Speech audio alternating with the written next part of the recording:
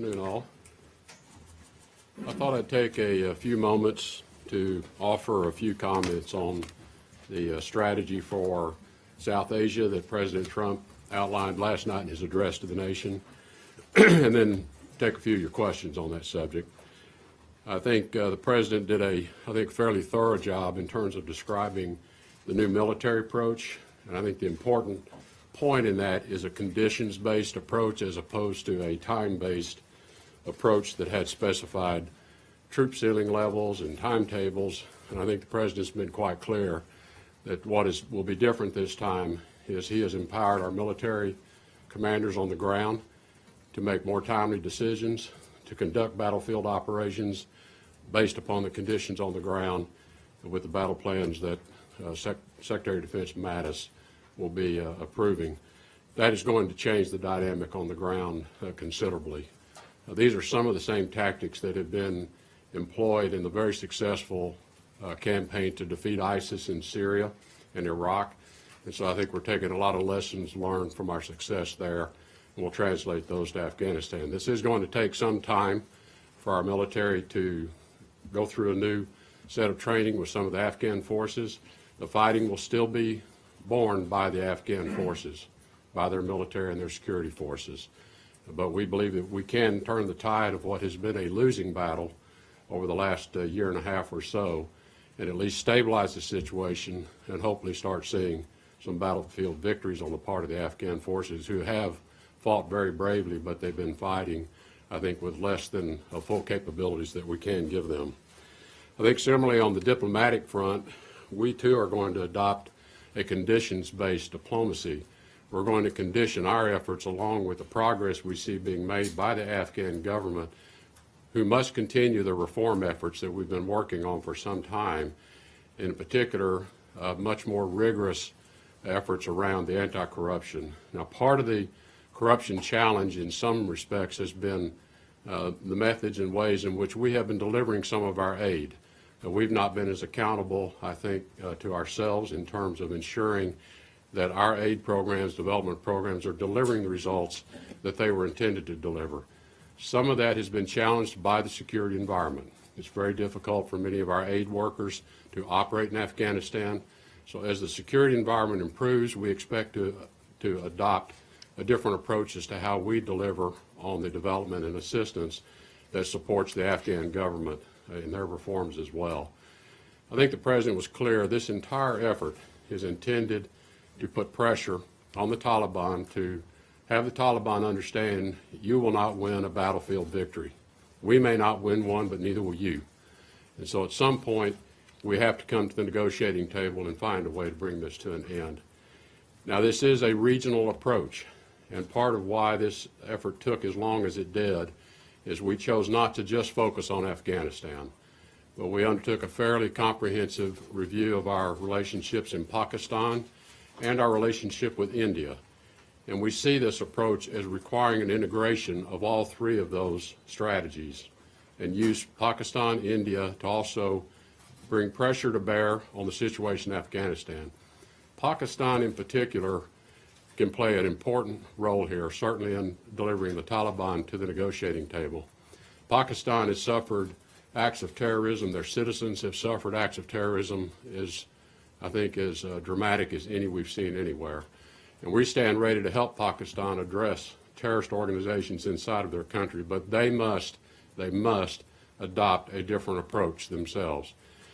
Pakistan and the U.S. historically had very good relationships, but over the last few years there's been a real erosion in the confidence between our two governments. There's been an erosion in trust because we have witnessed terrorist organizations being given safe haven inside of Pakistan to plan and carry out attacks against U.S. servicemen, U.S. officials, disrupting peace efforts inside of Afghanistan. Pakistan must adopt a different approach, and we are ready to work with them to help them protect themselves against these terrorist organizations, but certainly to begin to end their attacks that are disrupting our efforts at peace. We are going to be conditioning our support for Pakistan and our relationship with them on them delivering results in this area. We want to work with Pakistan in a positive way, but they must change their approach. India is emerging as a very important regional strategic partner with the United States and has played an important role supporting the Afghan government and in particular supporting their economy. India has provided developmental assistance, they've provided economic assistance. They are hosting an important economic conference in India this next week. All of that is important to stabilizing Afghanistan as a nation, get their economy functioning, stabilize the country so that they can provide more opportunities to their citizens. These are all elements of what will lead to stability and ultimately a peace agreement. But the effort is, again, a regional effort. Put pressure on the parties to understand that this fighting is going to take everyone nowhere. And it's time to begin a process. It may very well be a lengthy process of reconciliation and a peace accord. And Afghanistan, as the President said, can choose its form of government that best suits the needs of its people. As long as it rejects terrorism, never provides territory in Afghanistan to provide safe haven for terrorists, and accommodates all of the groups represented inside of Afghanistan, ethnic groups and others. How they want to organize themselves is up to them. But we have to recognize that their culture is a tribal culture, and their history accommodates the nature of those relationships. There's no reason their form of government cannot accommodate that as well. So we want to facilitate a reconciliation peace process, and we want to facilitate them coming to some conclusion around how they want to govern themselves. That's really the essence of the strategy. And before taking your questions, I do want to make one comment on North Korea. I think it is worth noting that we have had no missile launches or provocative acts on the part of North Korea since the unanimous adoption of the UN Security Council resolution. And I want to take note of that. I want to acknowledge it. I am pleased to see that the regime in Pyongyang has certainly demonstrated some level of restraint that we've not seen in the past. We hope that this is the beginning of this signal that we've been looking for, that they are ready to restrain their level of tensions, they're ready to restrain their provocative acts, and that perhaps we are seeing our pathway to sometime in the near future having some dialogue. We need to see more on their part, but I want to acknowledge the steps they've taken thus far. I think it's important to take note of that. So with that, I'm happy to take your questions.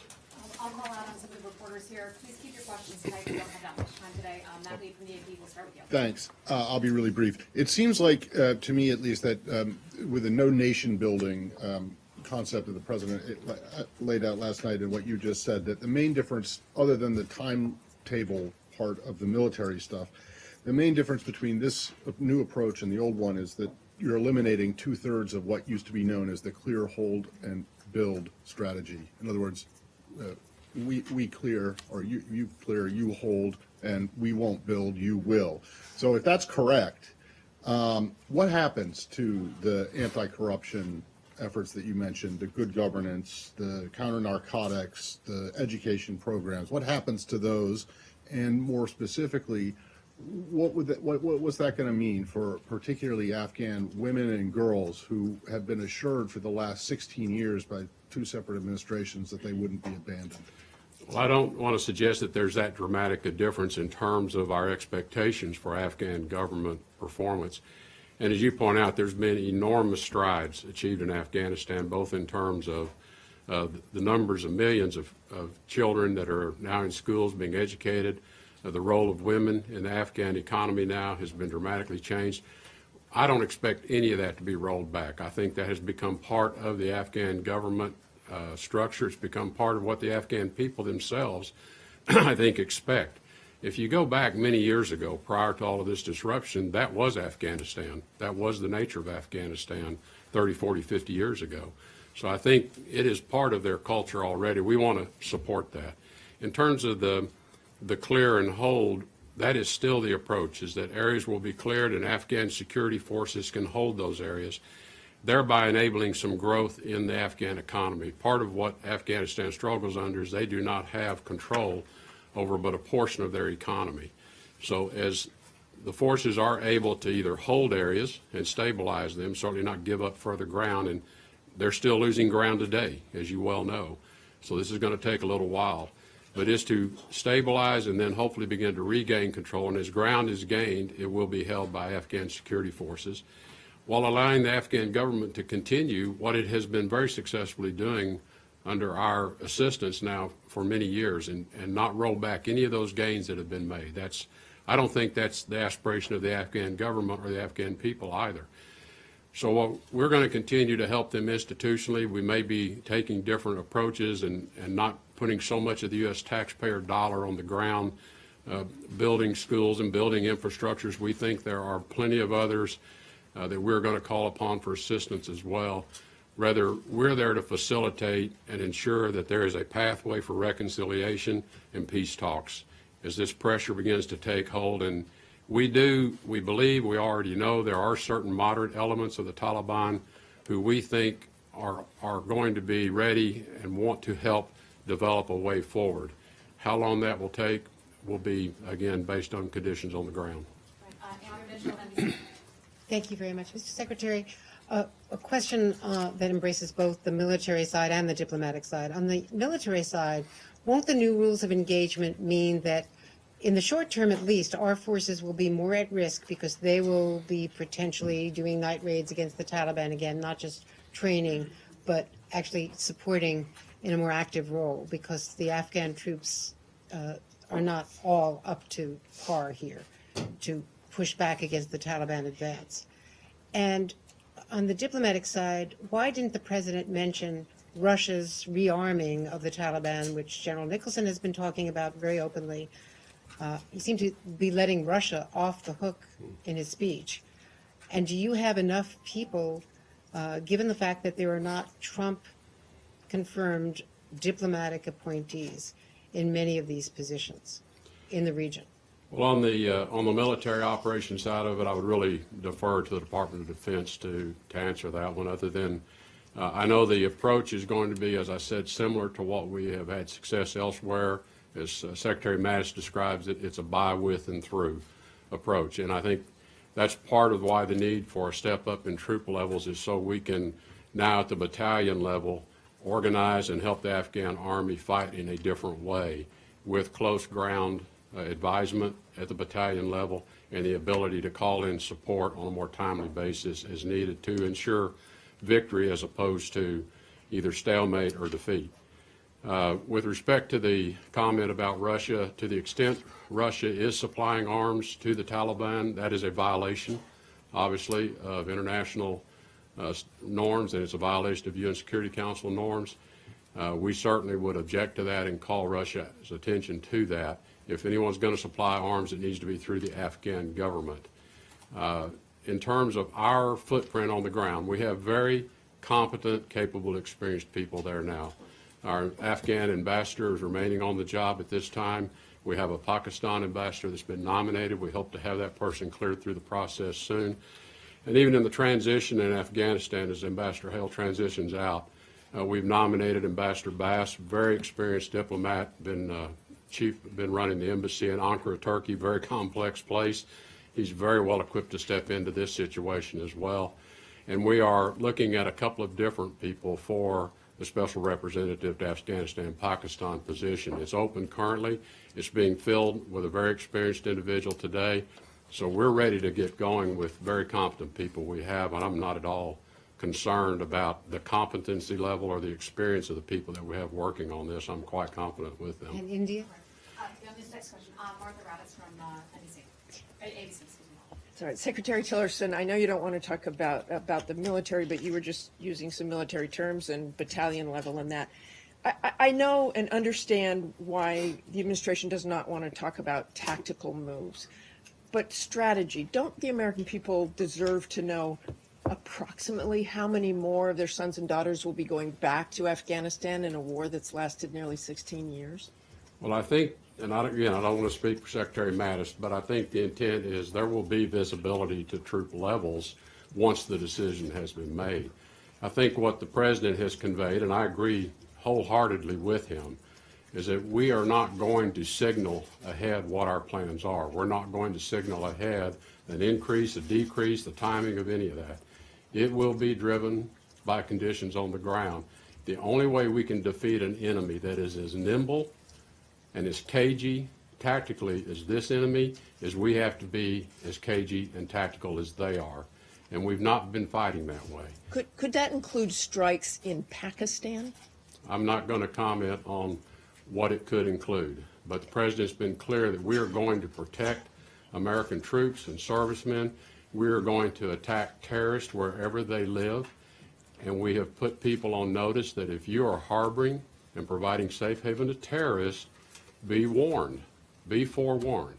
And we're going to engage with those who are providing safe haven and ask them to change what they're doing and help us help them. Because in my view, the greatest benefactor, other than the Afghan people themselves, to achieving stability and peace in Afghanistan are the people of Pakistan. They will benefit more than any other nation. Margaret Brennan from CBS. Mr. Secretary, in the back here. You said no preconditions to talks. Specifically, are you saying that the U.S. no longer expects the Taliban to accept the Afghan constitution and specifically the rights of women? And on Pakistan, did you articulate in specific terms, or do you plan to Pakistan the consequences of their actions, whether it be sanctions, dropping their non-NATO ally status? I mean, what exactly have you communicated, or do you plan to communicate? Well, I had a good call with the Prime Minister of Pakistan yesterday afternoon to give them a bit of a forewarning of what they were going to hear in the President's speech. And also, we did touch on the points I've made to you today. We are going to be engaging with them in a very serious and thorough way as to our expectations and the conditions that go with that. And all of those things you just listed are on the table for discussion if, in fact, they are unwilling to change their posture or change their approach to how they're dealing with the numerous terrorist organizations that find safe haven inside of Pakistan.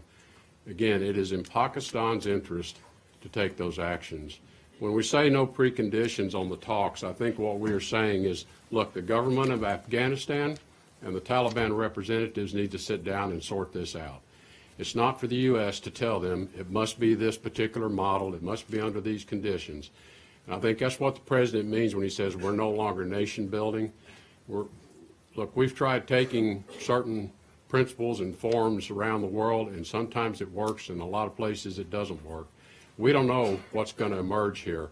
We're going to be there, obviously, to encourage others, but it's going to be up to the Afghan government and the representatives of the Taliban to work through a reconciliation process of what will serve their needs and achieve the American people's objectives, which is security.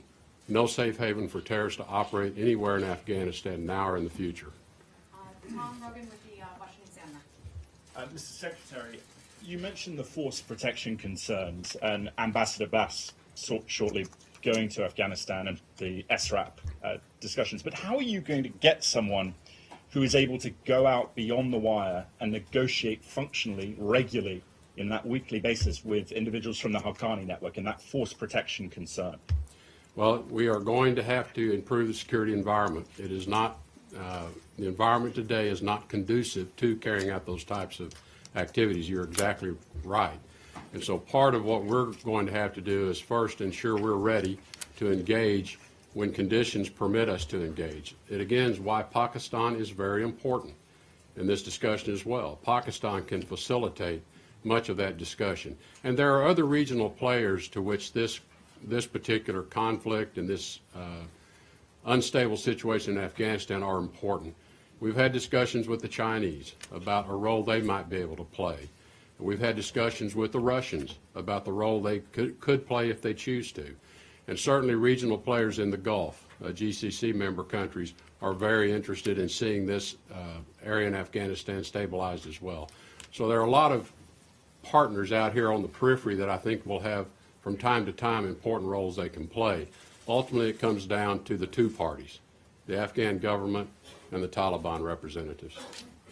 Felicia Swartz from the Wall Street Journal. Thanks, Mr. Secretary. Going back to Pakistan, officials for quite some time, Democratic and Republican administrations, have tried to get the government to stop giving safe haven to the Haqqani network terrorist groups. What leverage do you think you have? Well, I think it's, obviously we have some leverage that's been discussed in terms of the amount of aid and military assistance we give them, their status as a non-NATO alliance partner. All of that can be put on the table. But, you know, at the end of the day, Pakistan has to decide what is in Pakistan's best long-term interest from a security standpoint for themselves and for their people. Quite frankly, as I evaluate Pakistan's current situation, if I were the Pakistan government, I would have growing concerns about the strength of the Taliban and other organizations inside of Pakistan who seem to be growing their numbers and their presence to the point that at some point they become a real threat to the stability of the Pakistani government itself. I think they need to be thinking about what is in their best long-term interest and how can we work with them to achieve a safer, more stable Pakistan in the next decades to come as well. I think it really is up to them. They've got to ask themselves that question. Why does this work for them, and why is this going to continue to support their stability and the survival of their government in the years ahead if they continue to allow these elements to just grow and maintain their presence inside of Pakistan? Last question. Welcome, AFP. Thank you, Mr. Secretary. Don't you fear on the other side that too much pressure, pressure on Pakistan may destabilize Islamabad and may have destabilizing all the region with having Taliban stronger in the country? That is a concern, and that's why I made the comments I just made, that I think it's important that Pakistan begin to think about its ability to contain these groups as well. It's why, though, we take a regional approach. The U.S. alone is not going to change this dynamic with Pakistan. You know, India and Pakistan, they have their own issues that they have to continue to work through. But I think there are areas where perhaps even India can take some steps of reapproachment on issues with Pakistan to improve the stability within Pakistan and remove some of the reasons why they deal with these unstable elements inside their own country. As I said, other regional players have strong interest in Pakistan. China has strong interest in Pakistan. Having a stable, secure future Pakistan is in a lot of our interest. They are a nuclear power.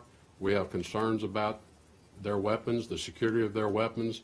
There are many areas in which we believe we should be having very productive dialogue that serves both of our interests and regional interest as well. So this is, again, this is not a situation where the U.S. is saying, look, it's just us and you. What our approach is to bring, as I said, these regional approaches is to bring all the other interest into this effort. Much as we've done with North Korea and assembling this global effort in North Korea, I think too often we try to distill these challenges down to where it's just the U.S. and some other country, and only between the two of us can we solve it. We have to enlarge the circle of interest and bring others into the effort as well, and that's what we'll be doing with Pakistan as well. Thank you, Mr. Secretary. Thank you, everyone. Thank you. We'll see you tomorrow. We'll have a press briefing at 2 p.m.